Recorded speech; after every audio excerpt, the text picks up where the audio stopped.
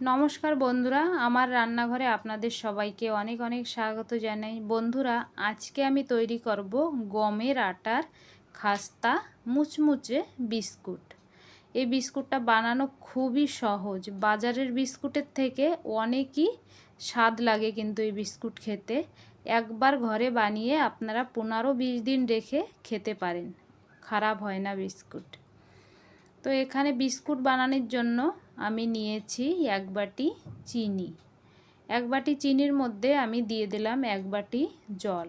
এবার এটা আমি সাইডে রেখে দেব, জলের সঙ্গে চিনিটা যেন গুলে যায়। আর এখানে একটা বড় পাত্রে আমি 2 বাটি নিয়ে নিলাম গমের আটা, আর আটার সঙ্গে নিয়ে নিলাম 1 বাটি সুজি। সুজিটা আমি মিক্সিতে চালিয়ে ভালো করে গুঁড়ো করে নিয়েছি।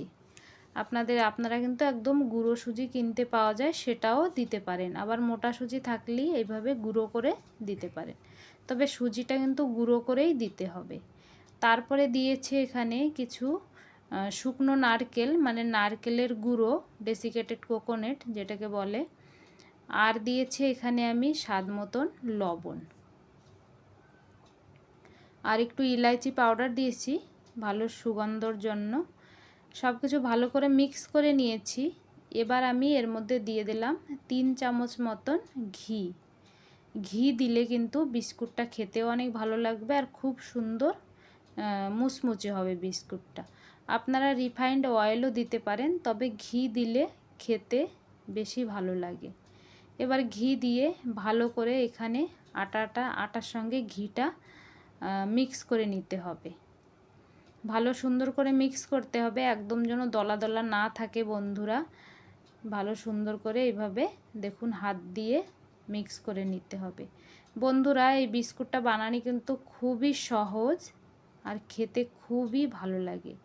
এইভাবে দেখুন আমি ময়নটা দিয়ে নিয়েছি। এবার এই ময়নের মধ্যে আমি দিয়ে দেব 2 চামচ মতন সাদা তিল। আমি তিল দিয়ে তৈরি করছি বিস্কিটটা।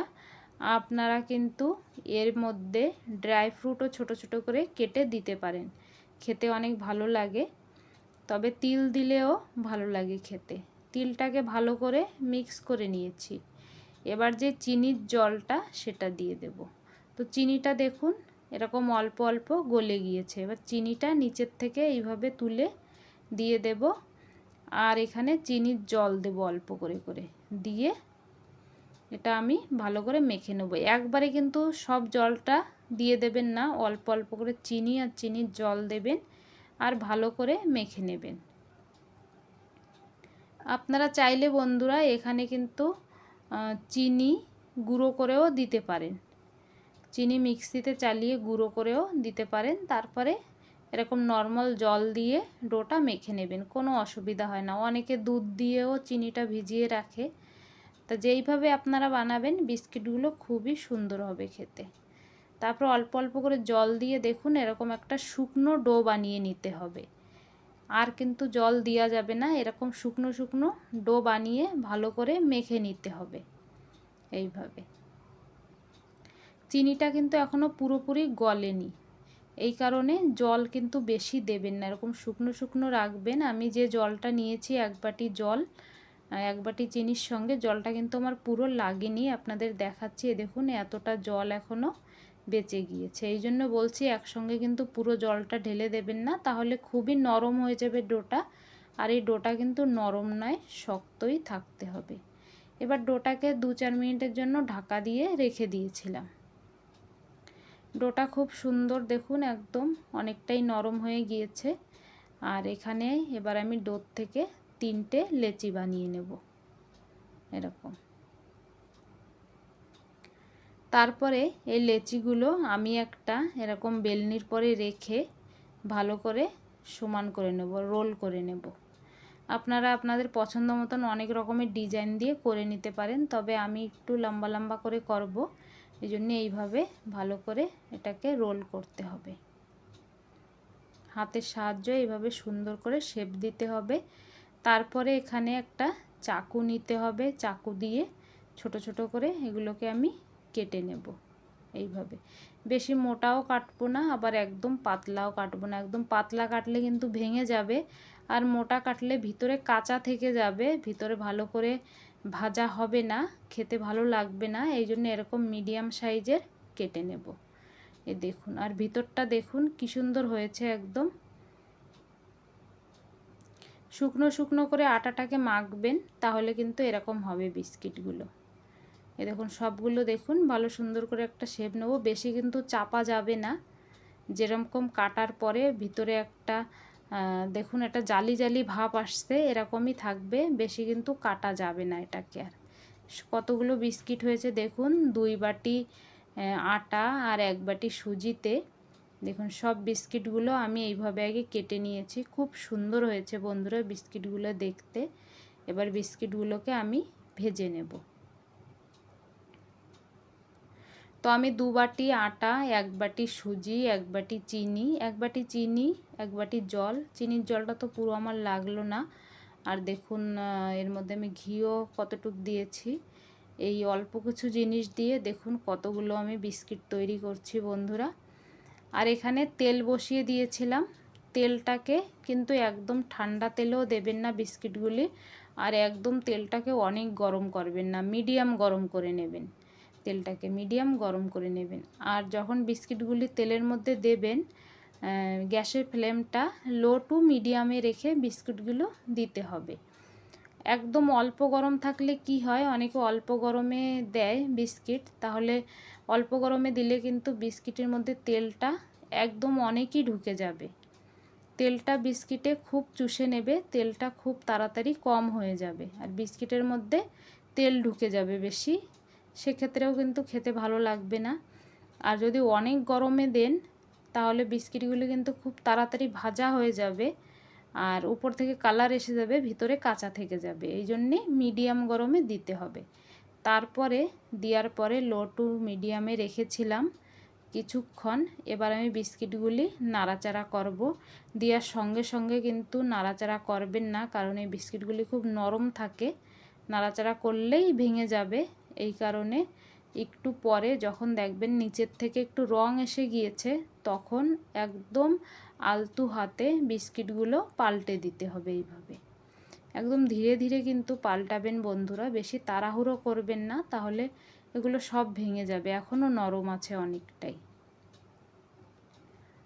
আর এইভাবে লো টু মিডিয়ামে রেখে আমি বিস্কুটগুলো সব ভেজে নেব। এই বিস্কিটগুলো ভাজতে কিন্তু তেল বেশি লাগে না, মানে তেল বেশি বিস্কিটে টানে না, অনেকই কম টানে তেল। আমি এই তেলেই সব বিস্কিটগুলো ভেজে নেব বন্ধুরা। আর এই বিস্কিটগুলো বানানো খুব সহজ, আর দেখতে দেখুন কত সুন্দর দেখা যাচ্ছে, খেতেও কিন্তু সত্যি অনেকই ভালো লাগে। আমার ভিডিওটা পুরো দেখে যদি আপনাদের ভালো লাগে বন্ধুরা, ভিডিওটিকে লাইক করবেন, কমেন্ট করবেন, চ্যানেলটিকে সাবস্ক্রাইব করে নেওয়ার অনুরোধ রইল। আর দেখুন বিস্কিটগুলো এইভাবে আমি সব পাল্টে দিয়েছি। এবার আমি একটু লো থেকে একটু বেশি করে দেব গ্যাস দিয়ে। হাই করবেন না, একদম লোতে রাখবেন, নয়তো মিডিয়ামে রাখবেন। রেখে বিস্কিটগুলো আমি উল্টে পাল্টে ভালো সুন্দর করে একদম লাল লাল করে ভেজে নিয়েছি। দেখুন এবারে বিস্কিটগুলো আমি সব তুলে নেব। এইভাবে একভাবে নাড়াচাড়া করে উল্টে পাল্টে বিস্কিটগুলো ভাজতে হবে। এক পাশ কিন্তু নয়তো বেশি ভাজা হয়ে যাবে, আর এক পাশ হবে না, এরকম হবে। এই কারণে দেখুন ভাজা হয়ে গিয়েছে, আমি এবার বিস্কিটগুলো সব তুলে নেব।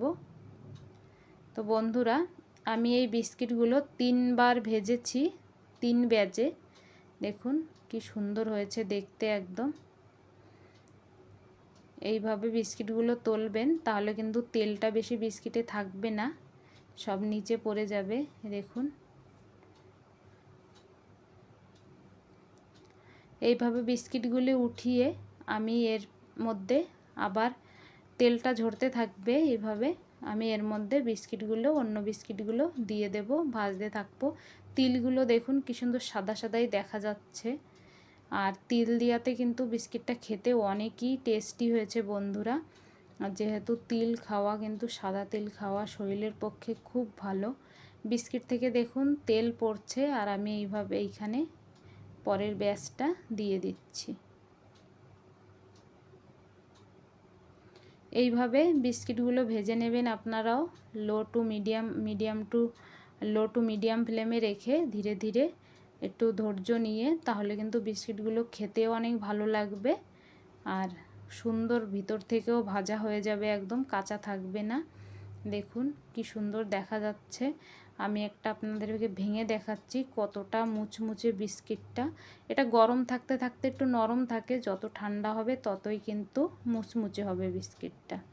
আর আপনারা 15 থেকে 20 দিনও রেখে খেতে পারেন, এই বিস্কিটটা খারাপ হয় না। যখনই ইচ্ছা হয় চার সাথেও খেতে পারেন, এমনিও খেতে পারেন, খেতে অনেকই ভালো লাগে। এইভাবে ডিব্বা ভরে রেখে দেবেন, কিংবা যদি আপনারা কোথাও দূরের রাস্তায় যান তাহলে এইভাবে ডিব্বা ভরে কিন্তু নিয়ে যেতে পারেন রাস্তায় খাওয়ার জন্য। বন্ধুরা, অনেকই সহজ সরল একটা রেসিপি। বাজারের বিস্কিটের থেকে ঘরে এইভাবে বানিয়ে রেখে দেন, আর যখনই ইচ্ছা বাচ্চারা খেতে চায় বাচ্চাদেরকে দেন, খুবই ভালো লাগে বন্ধুরা।